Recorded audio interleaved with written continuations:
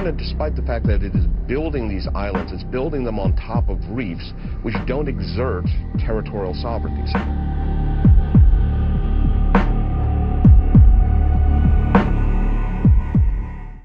War between the United States and China could be so devastating for both countries, East Asia and the world, that it may seem unimaginable. However, this is not the case. China and the United States are at odds over a number of regional issues that could lead to military conflict or perhaps violence between them. Both countries have significant armed units operating in close proximity. If an incident occurs or a situation escalates, both sides have an incentive to attack enemy forces before being attacked by them. If war breaks out, both sides have enough forces, technology, industrial strength and personnel to battle across large swathes of land, sea, air, space and cyberspace. However, in 2014, China began carrying out its plan to strike 5 countries simultaneously. Over the last 10 years, the conflict in the South China Sea has been constantly in the spotlight. As China builds islands in the middle of the South China Sea, once underwater reefs have been transformed into sandy islands complete with airfields, roads, buildings and missile system bases. In less than 2 years, China has converted 7 reefs into 7 military bases, making the South China Sea one of the world's most contentious seas. This is one of the reasons why US Army analysts feel these South China Sea islands have the best chance of sparking World War III. And it all starts with the CCP's reluctance to accept other countries' borders. So in today's video, we'll go over why the South China Sea is so crucial to the world and why China is eager to ignite World War III just to control these regions of the sea. The main conflict in the South China Sea dates back to 1279, when China drew a territorial map of its influence that included the entire South China Sea. Control of the region has since shifted between regional powers and later colonial states. However, most people agree that the majority of the current problems stem from the 1951 San Francisco Treaty, which was signed in the aftermath of Japan's defeat in World War II. Japan gave up its rights to its South China Sea islands as part of its surrender, creating a power vacuum in the region.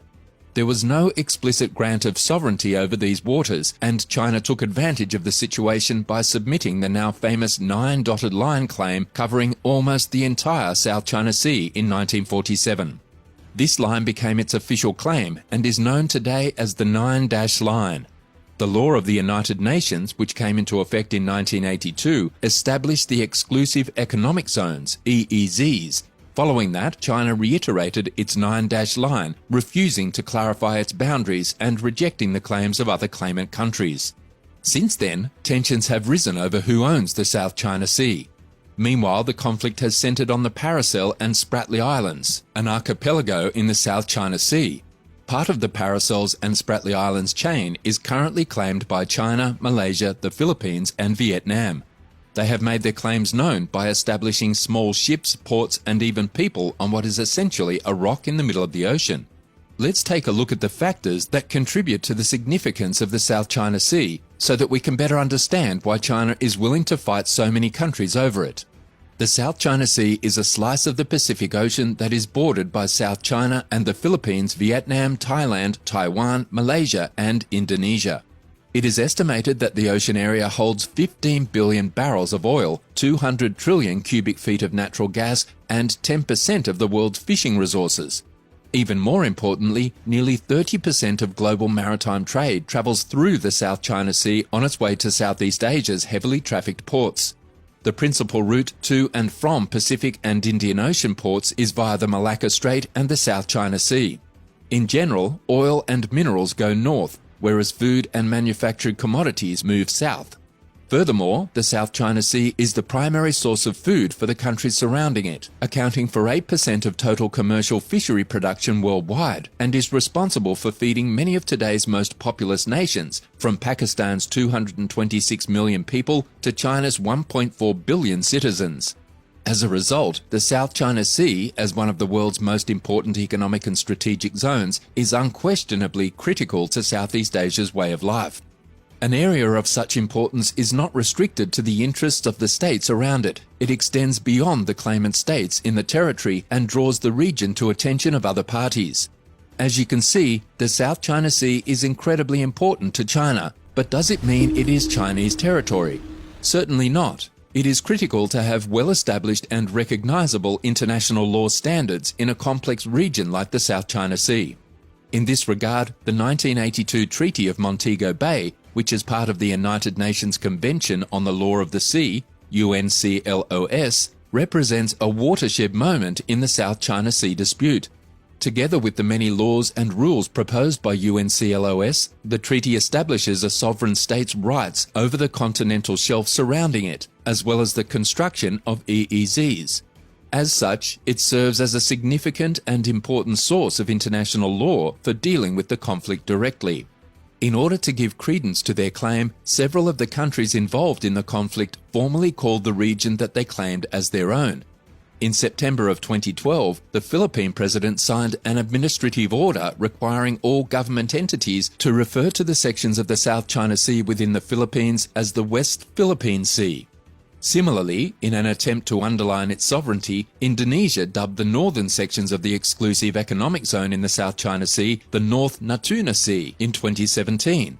During this time, the CCP begins to build its own islands in the South China Sea, and not just any islands, but military islands with a handful of military personnel, an airstrip and a missile system. Another significant reference for understanding the future of the case is the International Court of Justice ruling from the summer of 2016.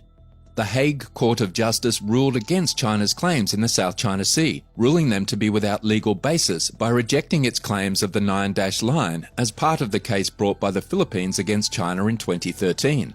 However, China, which does not recognize the verdict of the International Court, has warned that it will do everything possible to safeguard its sovereignty. The CCP proclaimed the airspace above the disputed region to be a defensive air identification zone, and aircraft flying over it were required to obtain Chinese approval. This action, which they insist will only be used in defense, has strained relations between the two countries even further. Major powers have urged nations to settle maritime claims conflicts peacefully and in conformity with international law. On the other hand, pointing out that the matter can only be solved amongst the region's governments, China has voiced and made clear at every opportunity that it is not happy with foreign governments internationalizing the situation. In this regard, it is also questionable that the court verdict will fully resolve the aforementioned China Sea issue. The emergence of an international legal ruling on the matter, on the other hand, may result in a new perspective on the debates over sovereignty in the South China Sea. In addition to this, there is a series of islands in the middle of the South China Sea known as the Spratly Islands that every nation is vying to claim as their own territory. The main argument is because claiming the islands allows you to extend your EEZ and gain control of more of the South China Sea. However, the Spratly Islands were ruled a ROC in 2016, therefore they do not extend any country's EEZ. This minimized the importance of the islands, but it did not mean that the conflict had ended. China has used a tactic known as the cabbage strategy to cut off supplies to foreign islands. To do this, China will surround a foreign-controlled island with ships and destroyers, denying other nations access, and then attempt to seize the islands. Of course, the United Nations has many allies in this conflict, and it boasts the world's strongest navy. The US Navy serves a vital role in ensuring maritime peace so that global trade can continue uninterrupted. As a result of China's aggressive behavior in the South China Sea, the US Navy has boosted its presence there to maintain peace.